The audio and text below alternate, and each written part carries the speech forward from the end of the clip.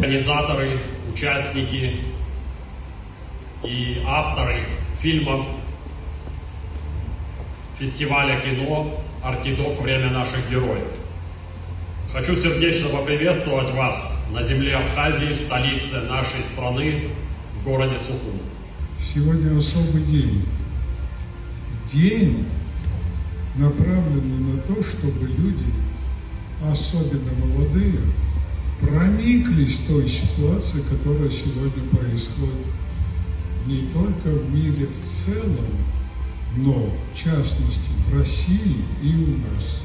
Все, что рассказывали мне мои родственники, дядьки, отец, все, которые стояли за защиту Отечества, вот это именно то же самое происходит сегодня там.